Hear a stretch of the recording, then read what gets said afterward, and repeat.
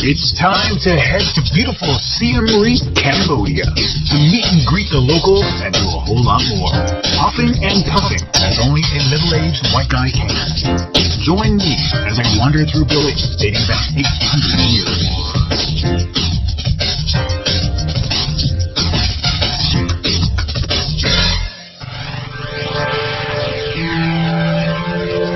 One of the tips you can actually do visiting Angkor Wat is arrive the evening before. You can buy the ticket starting at 4:45, and you can access the sunset. And then you can actually use the ticket at the beginning of the next day. And all these people behind me right now, that's what we're all lined up to do. You get the 3-day pass, you get the 1-week pass, this will the lines, for 3 days. Not true.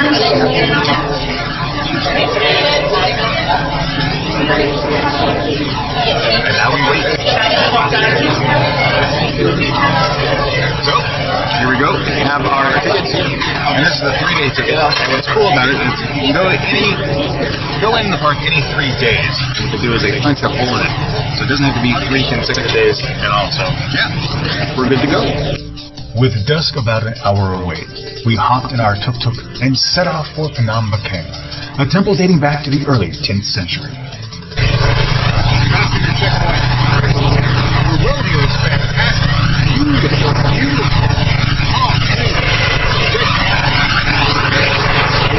Can't wait to get closer. It's located past Angkor Wat, meaning it does take some time to get there.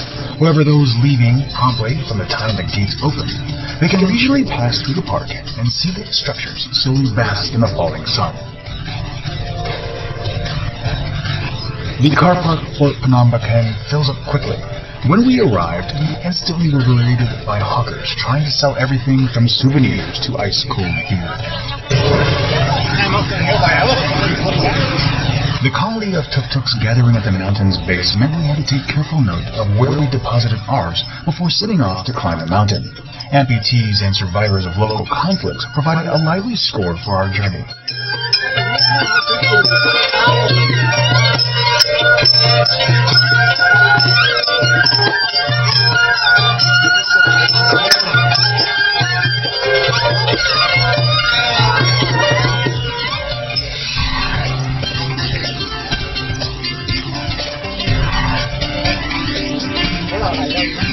So we've made it to the top of the mountain, and as you would expect, it's a very popular place to wind down for the day and take in the majesty of Angkor Wat. Determined not to miss out on the sunset, we persisted. A few minutes later, I was climbing the stairs to the temple's top level. As you can tell, people up here are really jazzed to see the sunset. And go up these steps. Check out these steps. I mean, broken.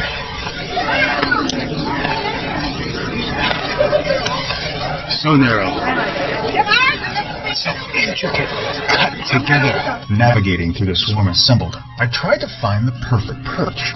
It took some time, so I was able to explore a little of this historic site. I observed some paying their respects to the Buddha and teaching the next generation how to do so. Thankfully, a pair of elderly women gave up their spot along the terrace's edge, and I quickly staked out my claim. The vantage point offered an uninterrupted view of the horizon and fallen ruins before me. The orange ball slowly continued its descent towards the horizon, giving me sufficient time to admire the cracks, crevices, and crumbled bits of stone surrounding me. The last lingering rays of sunlight slowly faded, signaling the end of the day. It was time to depart, but only for a few hours.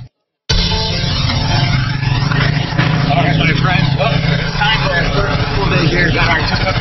Now it's time to head on out. I gotta say, I'm really excited about this. Joe, you're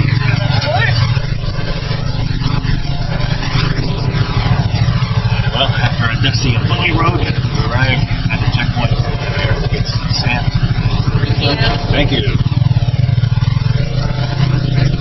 Angkor Wat is surrounded by an enormous moat, measuring between 170 and 190 meters wide. This water feature is filled to varying degrees throughout the year. Now going into the temple complex, and I just love these things because you can see how closely fit the stones were placed in. And even though the other side is, well, as you can see, it's worse for the wear, they are taking some steps to correct it. What is this about? To be truthful, I don't know exactly what this is, since no English-speaking guides were close. Whatever their original purpose served, they garnered attention. Man, just the initial impression of seeing the facade, the exterior wall. This is why I love coming to Southeast Asia. These old temples are spectacular to look at. The detail is just so amazing, and you think there is no mortar here. It's just tight stones. I'm always blown away. Always blown away. Angkor Wat is considered to be the largest Khmer religious complex ever built. Built during the first half of the 12th century, Suryavarman II built this temple to honor the Hindu god Vishnu.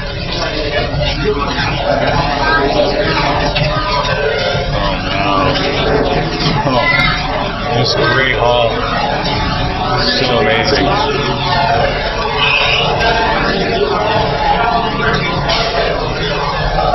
I really hope you can see this detail. Oh, the reliefs on the wall. Absolutely amazing. Check out these reliefs. Carved into the sandstone. Oh, and some broken Buddhas. You see, there's some candles that are burned. Amazing. Adorning Angkor Wat's walls are devitas, often referred to as nymphs by visitors. They play an important role in the temple's history, but at a lesser extent when it became a Buddhist structure. Alright, now this is the one that really caught my eye. Golden Buddha up there, so it's not Buddha, but Vishnu. Walking through Angkor Wat, Hindu and Buddhist ideologies intermingle, making it hard to determine what is present until close.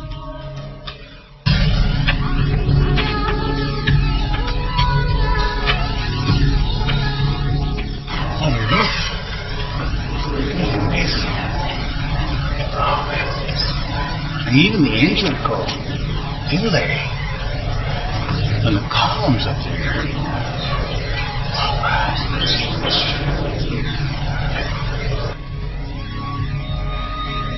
I find small carvings like this absolutely amazing. But these were just created so many years ago. And to have lasted exposed to the elements, even in this poor condition, still I find amazing. And it's something that I come back to time and time again. And I love seeing how cultures preserve their way of life over the years. However, I am really disappointed that here at this UNESCO site, one of them has been defaced and they haven't taken the efforts to remove the vandalism.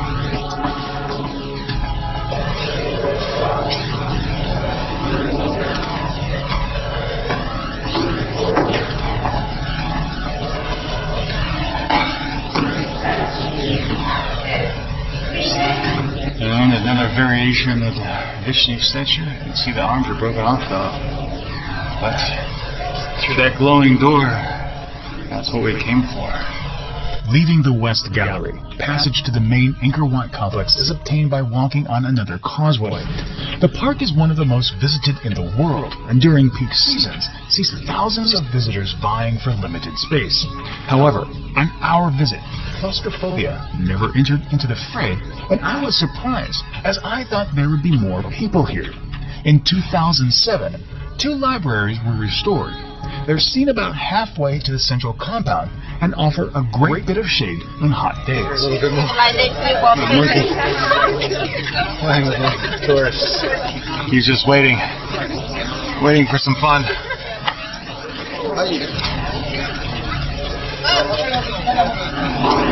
Do not exit. I mean, do not enter.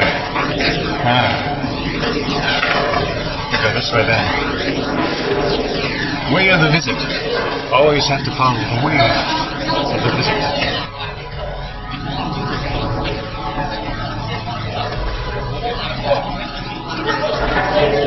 So one of the things I think is truly a shame is that so many people are sold on the idea that you need to just blow through Angkor and see as much as you can in as little time as possible. But if you plan ahead and you actually schedule 2, 3, or more days here in Siem Reap to see the archaeological park, you have the opportunity to take time to sit, like I'm doing right now, in one of the minor courtyards and look and appreciate the detail.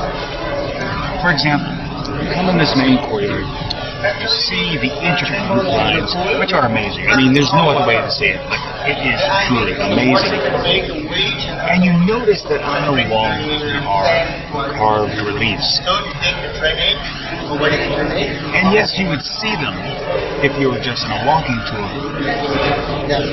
But I really believe that by taking the time, sitting down, and have the ability to really appreciate it more, to study the details. And that's really what makes it possible to take in and appreciate what was done so many years ago.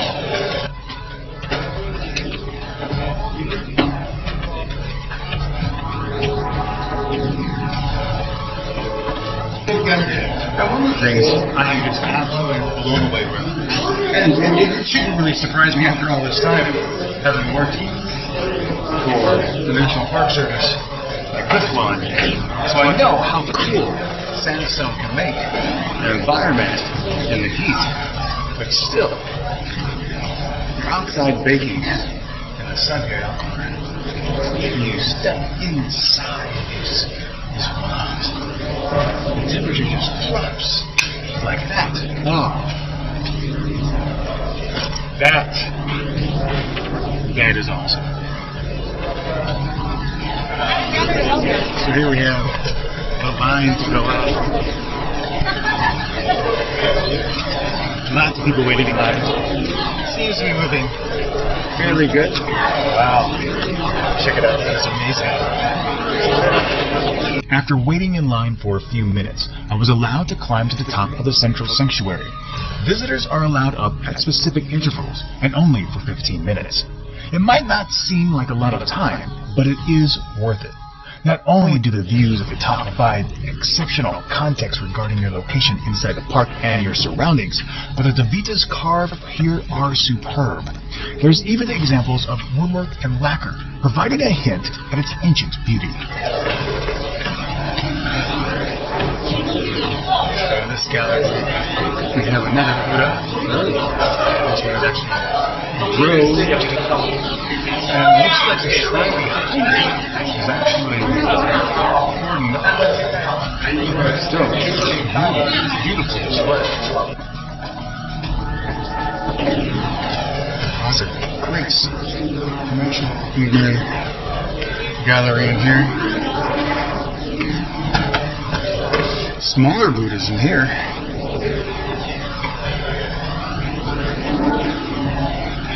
Much better preserved. The reclining Buddha. Oh, wow. At the end of the 12th century, during the reign of Jayavarman VII, Buddhism became the major religion. During that time, several changes were made to Angkor Wat. These included the addition of Buddha statues to the uppermost vestibules, but also some archaeological changes. As a Hindu temple, vestibules were open on all sides. However, when Buddhism became the major religion, Buddha statues were installed, and 3 of the 4 arches or openings of the vestibules were bricked up, allowing only one entrance to the enlightened room.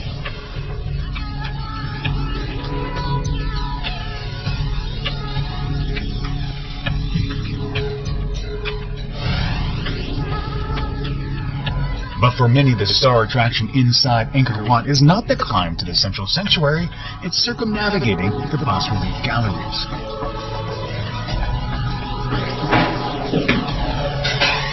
We're at a cap time. You can see these carvings just a little bit. Whoa! All reliefs and just the preserved detail is amazing. Probably the most well-known of these bas-reliefs is the churning of the Ocean of Milk, or Milky Way. The relief depicts an epic battle for eternity. The gods required a mitra, a nectar of immortality, but it failed to materialize one day. Fearing this would bring about chaos to the world, Vishnu brokered a truce between the gods and anti-gods. Vishnu used a giant snake from the sea bottom to churn the ocean until the magical elixir appeared.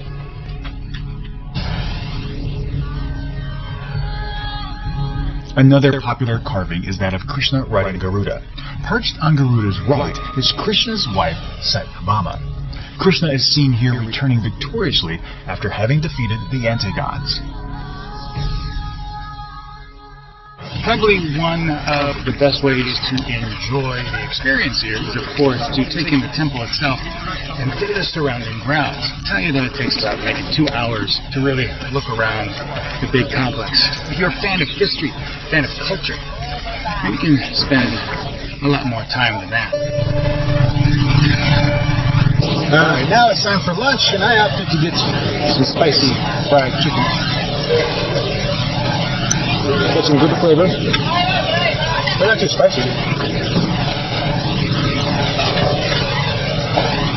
Not bad. And then we headed back. So we've arrived here at the bio, and you can see it behind me as well. Some of the restoration of what's going on the far side here. So walking up, you see the faces looking down on you. They have this smile to them. And their eyes just seem to beam. It penetrates your soul. Just being here in the crowd, it seems to just make you calmer, make you feel more relaxed. Being here already has a significantly different feel than Angkor. I can't put my finger on it, but I am excited to find out why.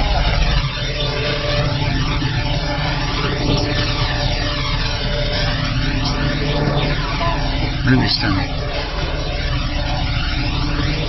Now the reliefs over here, amazing.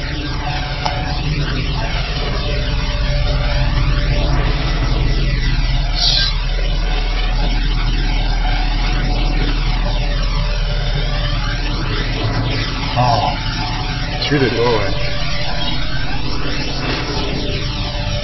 That's amazing. In contrast to the combined Hindu and Buddhist elements of Angkor Wat, Bayon inside the Angkor Thom complex was constructed solely to worship the Buddha. Built in the late 12th century or early 13th century, Bayon is known for its enigmatic faces. In total, 177 have been identified on 47 different towers. At the top of this in the temple. Oh, nice Buddha. So let's take a look.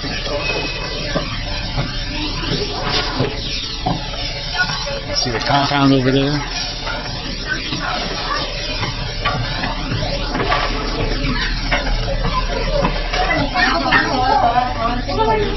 You hear the bats up there?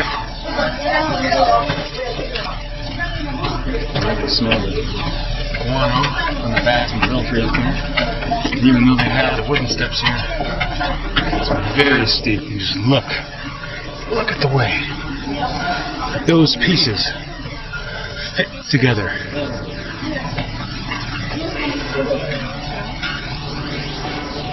You just look at those faces up there. You know, this close, you can see all the defects, all the different pieces that fit into place, but down below, it looks like one flawless mosaic. These faces truly had a calming effect. Their power wasn't only cast on me, but the locals occupying the vestibules. Rather than actively seeking tourists to buy wares, they simply let nature take its course.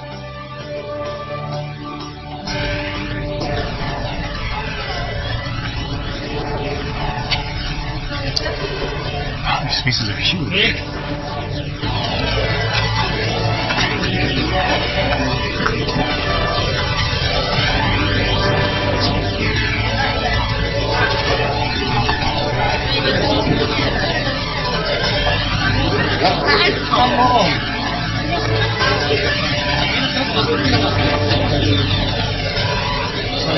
Now I am told there are some beautiful wall carvings over here, and I was not lied to. Oh my gosh. From almost the floor all the way up to where a ceiling must have been. Just intricate carvings. And you can actually see where there had to be another level. No, not another level, because there are even more carvings beneath the main one. So literally, from the floor to the ceiling, this is special. Leaving Bagan, we jumped into our tuk-tuk and headed to Batuan, a Hindu temple. It was closed between the 1960s and mid-2011, but the temple itself dates back to about 1060, surrounded by an enormous moat.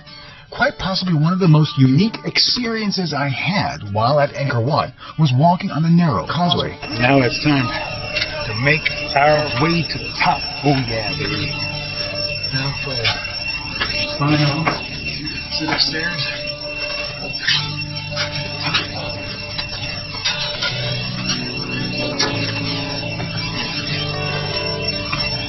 What do you think, everyone? Is that worth it? Oh, wow.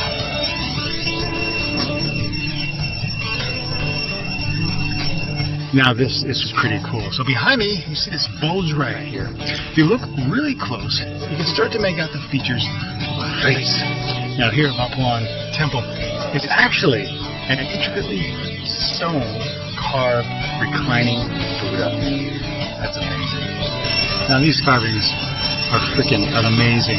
The way that the elephants have been placed into the wall, one after another. And then when you get up to the front, you can see how they stand with their trunks hanging down. And this work carries out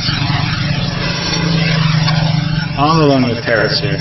I find it really hard to believe that the sun is already starting to dip down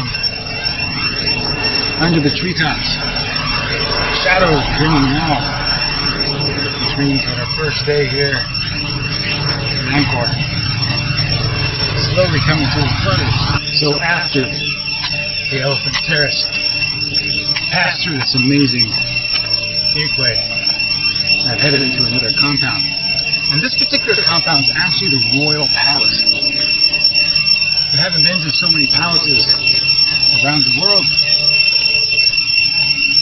I'm really keen to see what this one's like. Wow, this was not something I expected to see here. It's something that is absolutely brilliant. These large trees growing out of the temple.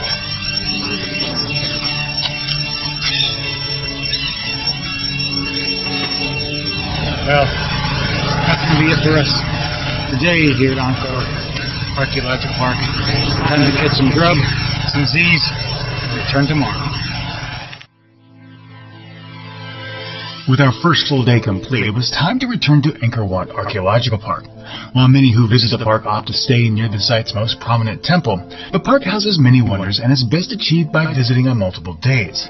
It's these lesser known and oft not visited temples, still in a state of duress, that provide better insight and experiences. Our first stop, Ta Prohm.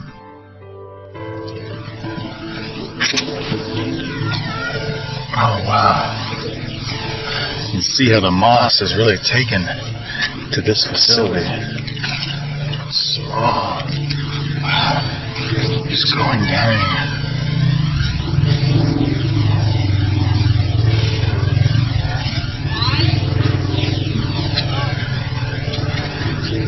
Totally overtaken by the jungle.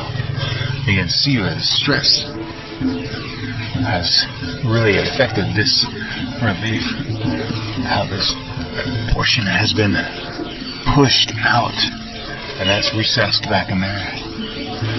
The columns, the center is just falling away. The windows here, beautiful doorway. I think it's something I need to go inside and take a look. Magnificent. And even in here, you can feel how much cooler it is. Even though today is not very hot, it's so much cooler. Amazing. Tapram was built in 1186 by Jayavarman VII and dedicated in memory to his mother. It served primarily as a monastery and has about 90 rooms in which the monks studied and meditated. While quote-unquote rediscovered in the 19th century, it was decided that Tapram would be left in its original found state to serve as an example inside the park as to how nature overran the structures. Large trees climbed into and over the ruins, giving the site a more unrefined appearance. However, after the release of Angelina Jolie's Tomb Raider, the monastery stepped into the spotlight and saw a dramatic increase in visitors. Since then, various restoration projects have begun.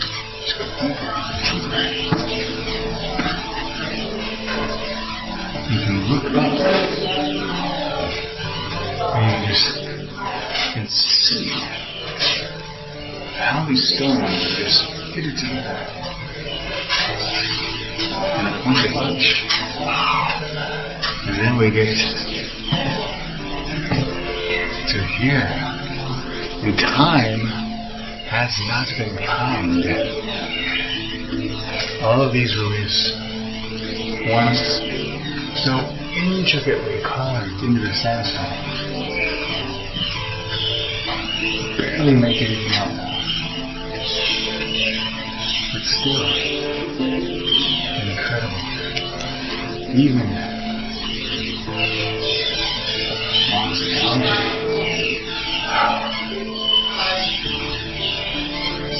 but looking up and just seeing the way that the stones are laid. Do we have a Buddha here? Do we have a Buddha? No, we have a doorway. You can see why there's so much restoration work that needs to be done here. It's literally falling apart. The entire room is just falling. And as you can see, all the earth down here. So Joe and I have spotted a small altar in one of the reconstructing zones. You can actually see how they steady the iron scaffolding so it doesn't damage the stone. Out bits of rubber tires. And step over this rope here. Take a look at this altar. Wow. It smells like guano.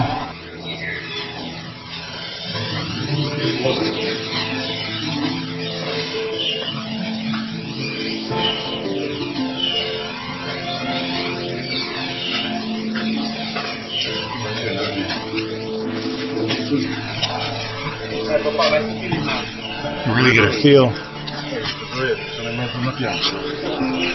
for how the jungle has just overtaken everything, especially this tree right here. While this temple looks like Tapram, it's actually Angkor, a Hindu temple never fully completed.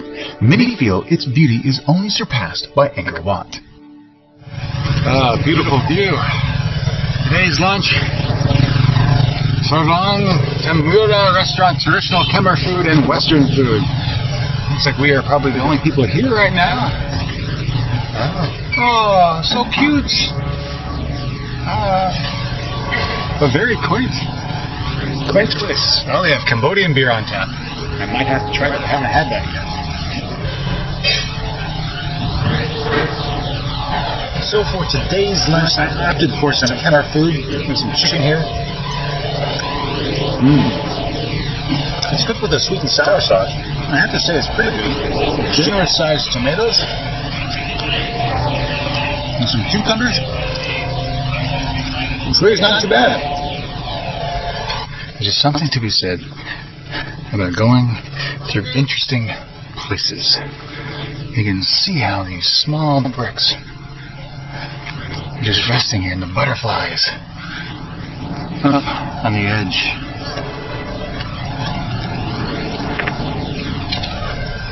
And the Khmer people must have been fairly small, because these archways, I do have to stoop a little bit. Let's see if I can make it through all the way.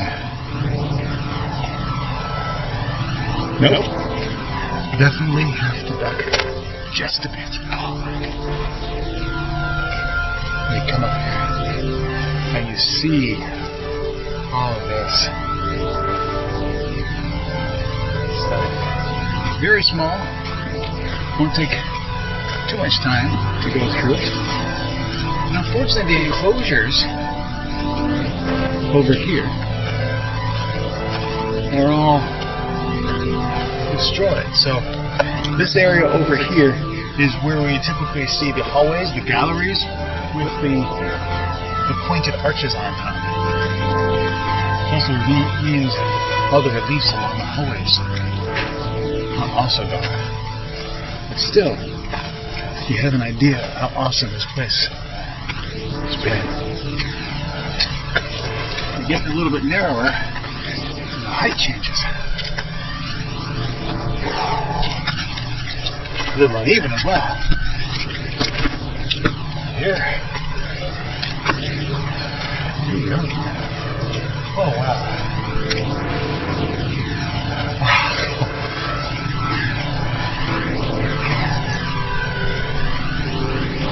Breathtaking. Historians believe Batai Kadai to be part of a larger group of temples forming a Buddhist triad. These other temples include Ta Prohm and Pre Khan. We then traveled to Ta Son, which was built around the same time as Ta Prohm and has similar features. It's considered a satellite temple of Pa Khan and is also overrun with trees.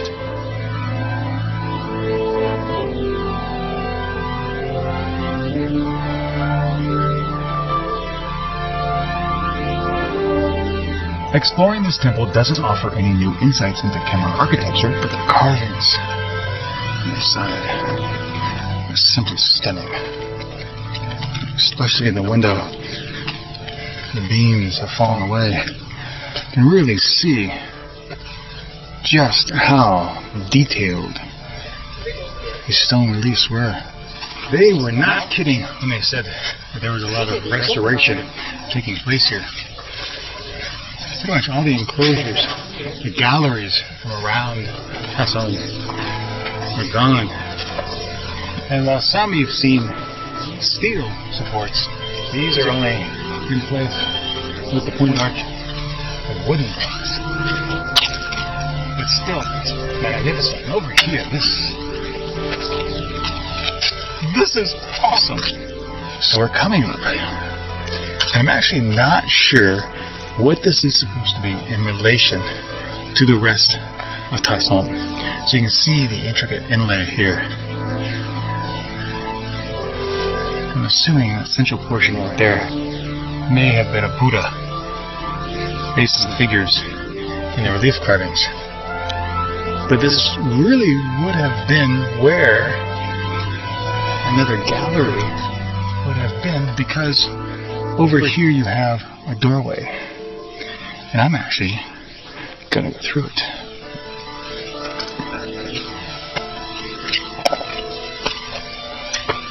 You can see a pedestal here. Actually, now this is interesting because you can see a trough. And maybe it would have gone down there and out.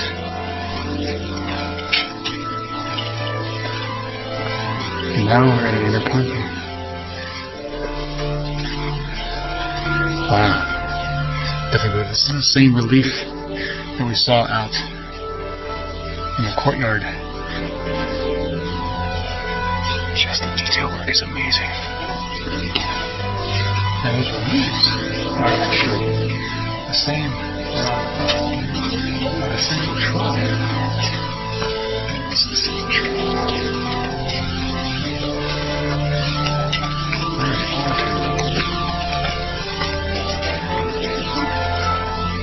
We can see how it's being shored up so it doesn't fall over.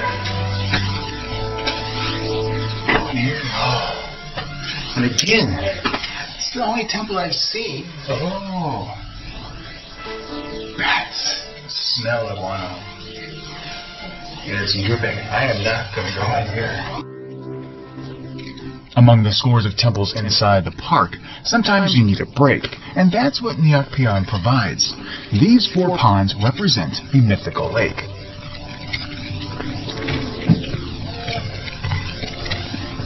It's completely flooded, but still absolutely stunning. Finally, we headed to Prekon. The pathway is a little bit different from what we've seen before. You see a lot of pillars, yes, lanterns, very reminiscent of other Buddhist temples I've seen around the world. You have various reliefs marking the main pathway up to the temple structure. I gotta say, down here, you can actually see where a lot of earth has been covered up. And these reliefs are somewhat covered. You can see back here, this first one, only half of the relief is exposed to the environment. As we continue down this road, more and more is exposed. And all of the pillars are uniform height. So it really means that this has been excavated. And actually, as we get further on, you can actually see how the curve is around. Visiting Prekon is best done either in the morning or late afternoon, the latter being my recommendation, as the temple has some of the best carved statues on the large circuit and unique camera stylings. Check out the display. It's places like these that I find truly fascinating to go into. Not only for the historical perspective, but also just to learn how they existed, how they created these masterpieces.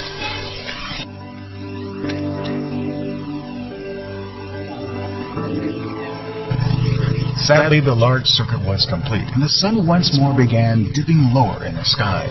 Riding through the Victory Gate, we soon arrived back at Angkor Wat as the final rays of light slowly eroded from view, silhouetting the famed mountain temple. It was time to go, but we would return the following morning.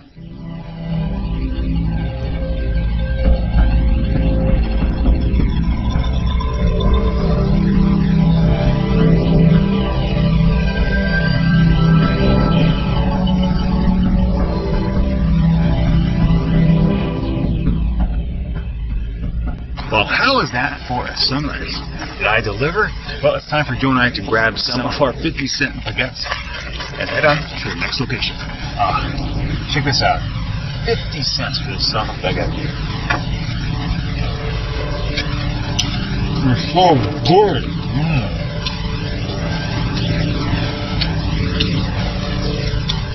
With both the little and big circuits complete, Joe and I turned our attention to the sites further away from the main area of the park, leading us to Kabalspian. Here we are beginning our 1.5-kilometer trek up to where the carvings are and the waterfall. It's in the middle of the day, so the heat is beating down on the back of us.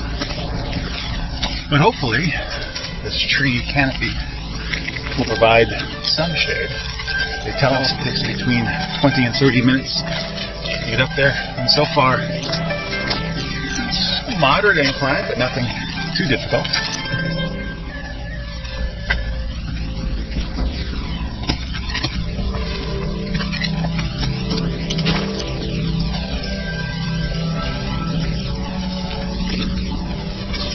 Well, here we are.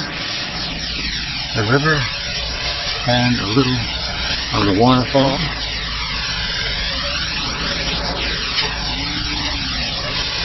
A natural bridge spanning the canyon.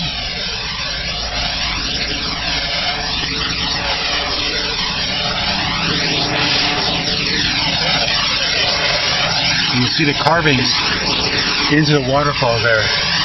It's amazing.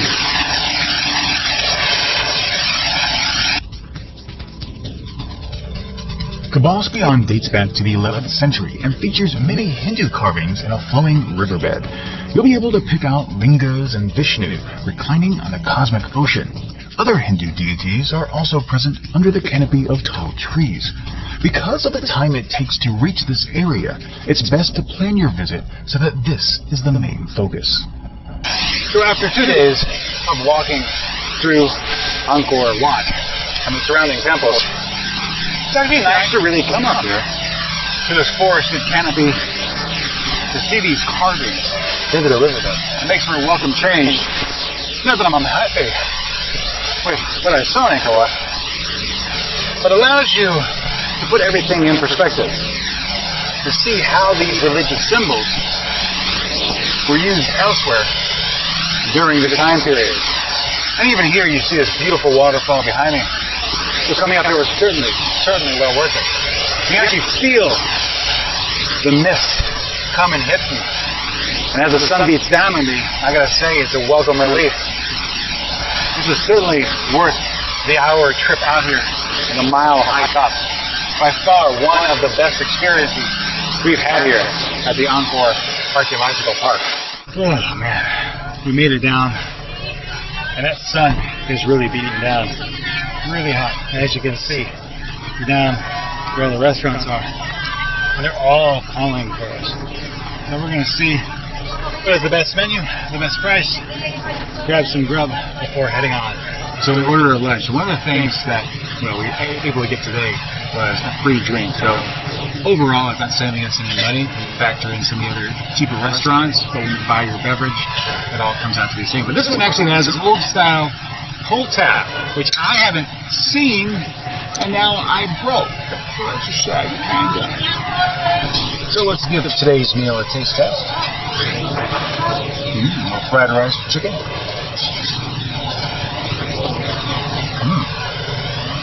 It's got some really good spice to it. I like it. With lunch settling in our stomachs, it was time once more to hop on our tuk-tuk. However, this journey wouldn't be too long, as we were headed to the nearby Bente Shrey. So as soon as you turn the corner from the ticket booth, you see the entranceway, the entry hallway to this high Shrey. Look at the artwork, the iconography on the top there.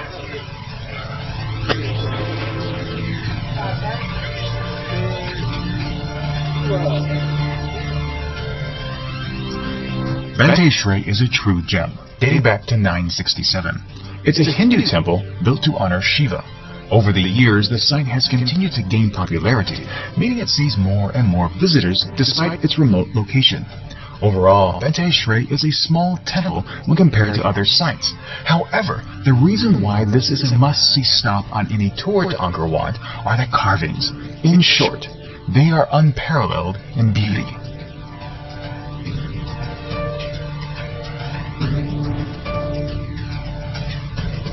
Now, what immediately has captured my attention are, of course, the remnants on these far walls.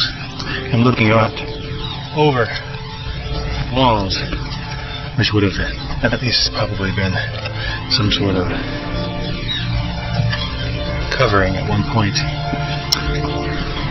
You just see these beautiful, historic places that in Angkor served as libraries. Now you might be asking yourself, aren't all temples the same? And I guess the case can be made that in general cases that is true. However, there are unique features of each. And the reason why people make the extraordinary trek out this far is because of the carvings, the iconography, not only above the doors but throughout this temple. And as you can see, just from coming in through the main entryway, the main gallery, they're at a caliber that's really even beyond what you would have seen at Angkor Wat. The ones there certainly are amazing, stunning, breathtaking. But here, the attention to detail, I think, is just a little bit more. And And if you come to this archaeological park, this is one place you really need to go. A small moat guards the central area where the bulk of the detailed carvings can be found. The sheer number of carvings worth examining closely mean it's possible to spend an entire day.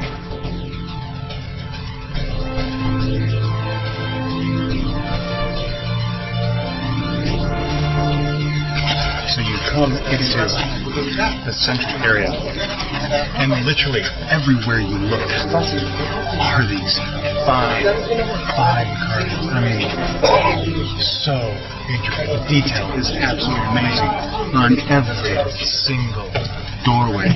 And this temple compound is actually quite small. And with so much of the walls being down, you actually see we entered through over there. Here's the main gate for the central area. And then you come through, and here's the central shrine. And all over the place, carvings are just stunning. And then over here, we're already making our way out to the opposite side.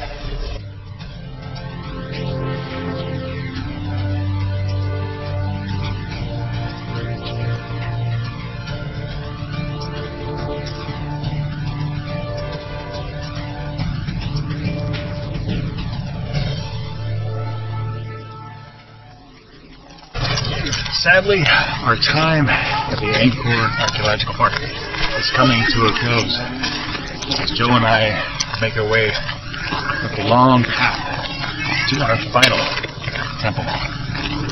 It's actually bittersweet, because as you have spent more and more time here, you've come to appreciate them so much more. And what we once thought would be more than enough time to visit and get our fill, we've actually come to the realization that it was far too inadequate. Oh, wow.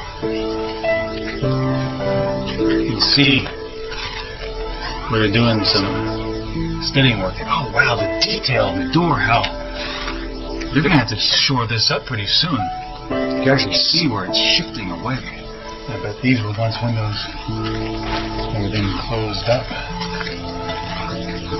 Yeah, the curtain windows here. As you move, wow, that is stunning here at sunset. Oh wow, the way that the colors just seem to come to life.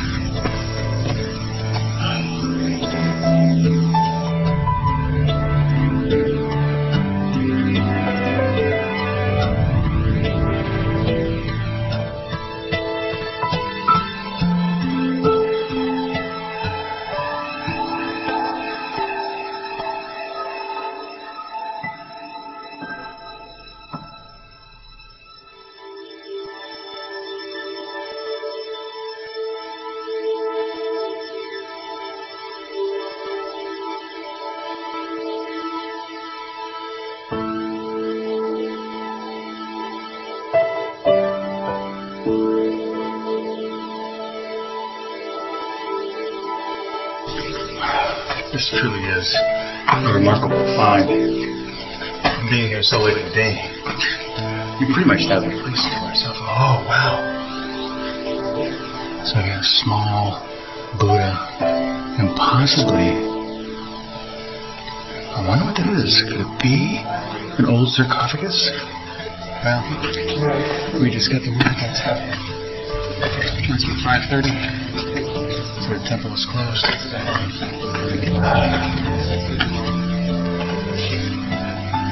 to make my way out. What a beautiful sight. What a beautiful sight. It's just intricate details. Oh, this work is amazing. See if I can get around to the other side, outside.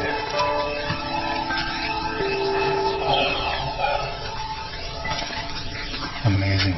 So beautiful.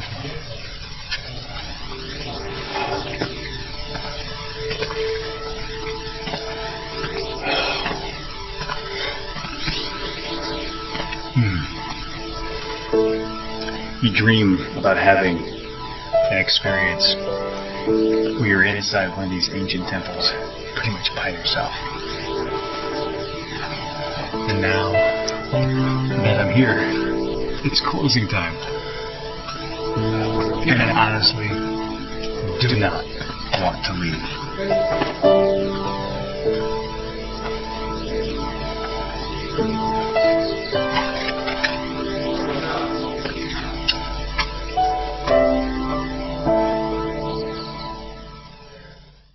Visiting Angkor Wat was truly an awesome experience. And I have to say that even though we spent 3 full days there, plus an evening before, it just doesn't seem like it's enough. And the reason for that is that Angkor Wat and the archaeological park itself are one of these places in the world where you go there and you're on sensory overload. And when you leave and you start to process your experience and you start to research the things that you witness, you start to realize how little you understood while there, and the park itself calls back to you. It's one of these places where I can envision myself returning to time and time again and having unique experiences each time.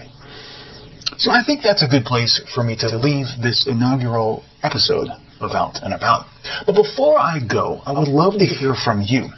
What is the one location in the world that you can always go back to time and time again? Please leave a comment in the section down below. And until next time, thank you so much for watching. Stay true to yourself and always be awesome.